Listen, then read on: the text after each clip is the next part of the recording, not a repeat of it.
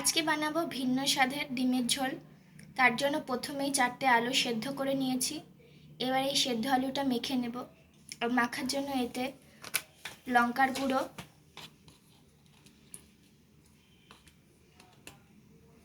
হলুদ গুঁড়ো,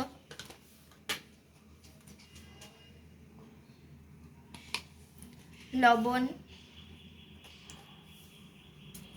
সর্ষের তেল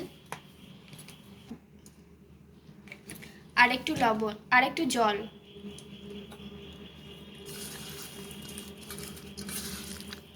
জল দিয়ে এবার এটা ভালোভাবে মেখে নিচ্ছি।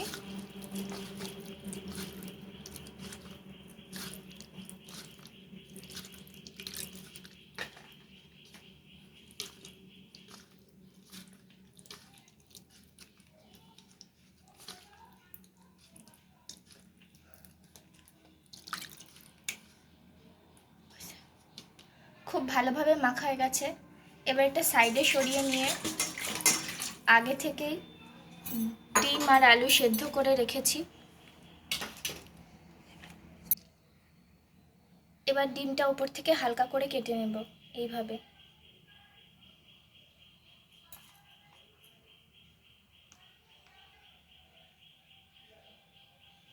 সব কটা ডিম একইভাবে কেটে নেব। এবার গ্যাসে একটা কড়াই বসিয়ে নিয়েছি। এবার এতে তেল দেব, দিয়ে তেলটা গরম করে নেব। তেল গরম হয়ে গেছে, এবার এতে সামান্য লবণ দেব।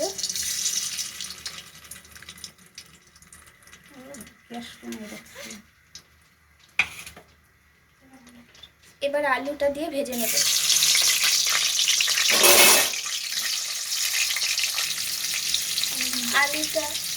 আলুর মধ্যে একটু লঙ্কার গুঁড়ি দেব, দিয়ে ভেজে নেব। আর একটু লবণ দেব।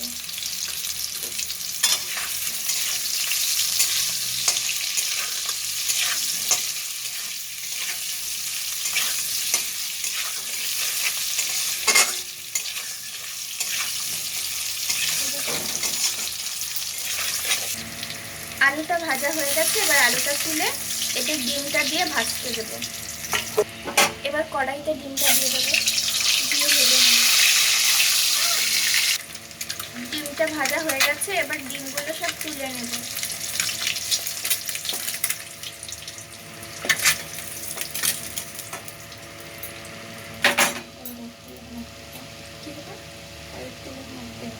এবার এই তেলের মধ্যে একটা তেজপাতা, এলাচ, দারচিনি দিয়ে নাড়িয়ে নেব।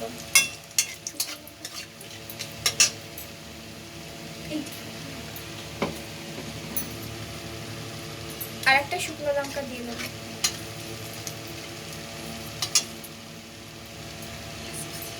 এবার তেলে পেঁয়াজ কুচি দেব।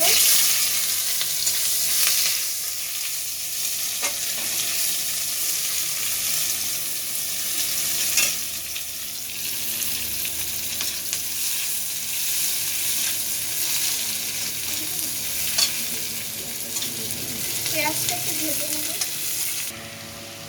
পেঁয়াজ ভাজা হয়ে গেছে, এবার এটা টমেটো কুচি দেব, ভেজে নেব।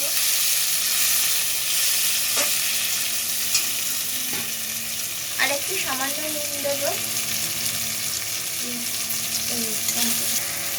টমেটোটাও খুব ভালোভাবে ভাজা হয়ে গেছে, এবার একটু রসুন বাটা দেবো।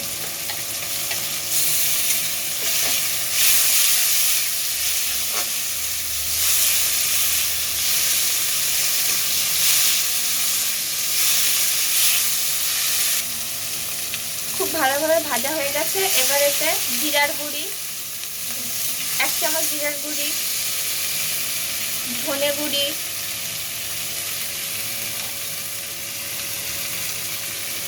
লঙ্কা গুঁড়ি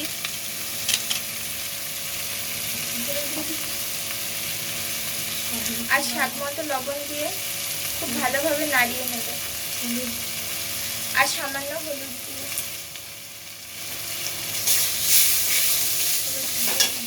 এবার একটু জল দিয়ে দেব।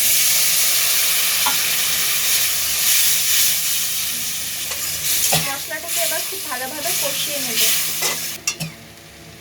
এবার এতে আদা আর লঙ্কার গুঁড়ো দিয়ে দেবো, আদা বাটা আর লঙ্কা বাটা দিয়ে খুব ভালোভাবে নাড়িয়ে দেবো।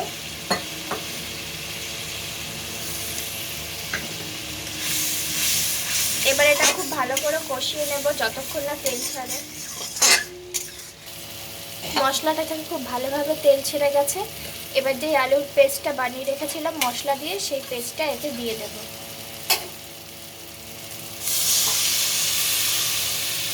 এবার খুব ভালোভাবে নাড়িয়ে নেব।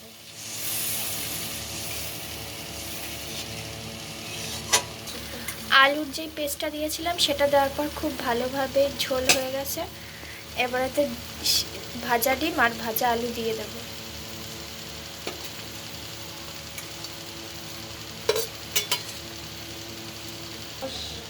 এর মধ্যে একটু সস দেব, টমেটো সস, আর ওপর থেকে ধনেপাতা কুচি ছড়িয়ে দেব।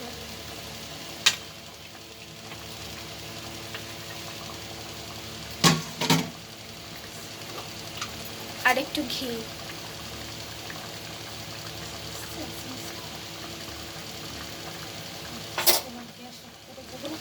এবার গ্যাস অফ করে ঢাকনা দিয়ে রাখবো। তৈরি হয়ে গেছে আমাদের ডিমের তরকারি। কেমন হয়েছে আপনারা জানাবেন, আর আপনারা বাড়িতে অবশ্যই ট্রাই করবেন। আর আমাদের রেসিপিটা যদি ভালো লেগে থাকে তাহলে লাইক, শেয়ার আর সাবস্ক্রাইব করবেন।